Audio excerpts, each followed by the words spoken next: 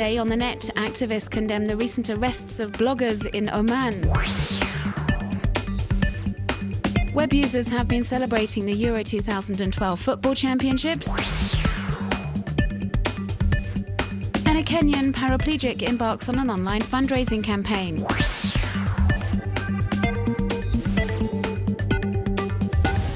Some 20 human rights activists were arrested in Oman on Monday after gathering in front of a police station in the capital Muscat to demand the release of 10 or so other activists who have been placed in detention over the past few days.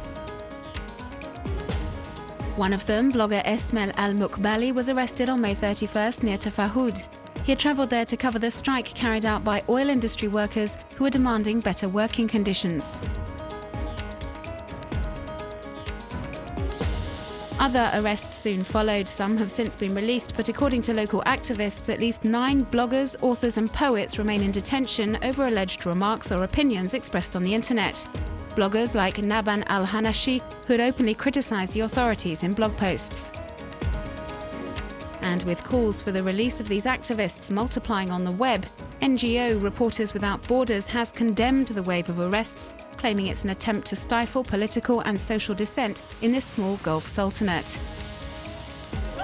Last year, in the wake of the Arab Spring, Oman was rocked by protests, with demonstrators demanding, amongst other things, job creation.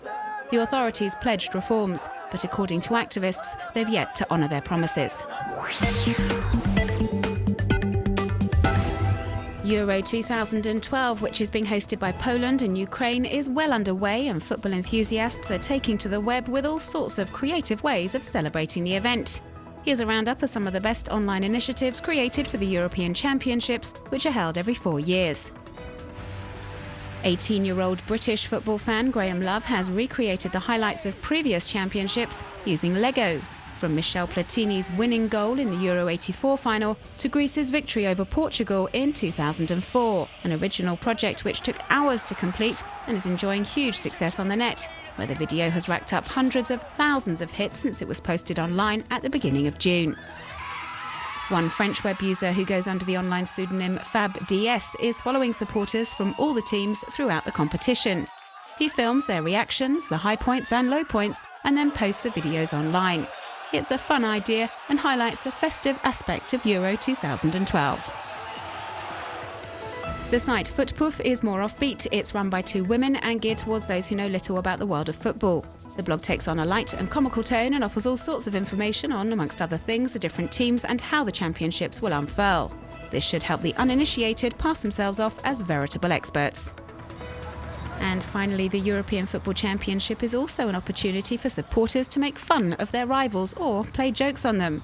A group of Dutch fans, for example, targeted the German team's coach by wheel clamping it, meaning it was momentarily stuck in the car park.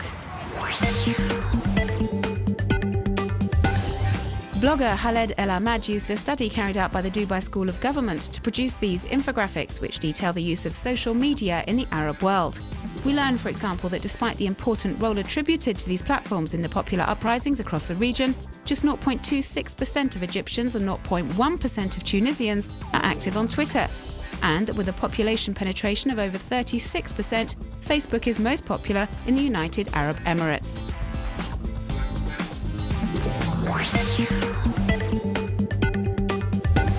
A Kenyan man who's paralysed from the waist down is running a viral campaign under the hashtag Bring Zach Back Home to raise money towards a spinal injury treatment centre in Kenya. And to get web users on board, Zach Kimatho has embarked on a journey of around 3,000 kilometres in his wheelchair, because that is where the nearest clinic to his hometown of Nairobi is located, in Johannesburg in South Africa.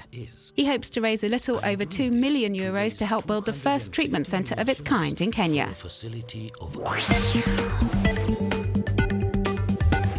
This video is called The Manhattan Project. It was created by Cameron Michael using the time-lapse technique and takes web users on a journey around New York City, visiting some of its legendary landmarks in a little under 5 minutes. It's a beautifully produced piece of work and captures the energy of the Big Apple perfectly.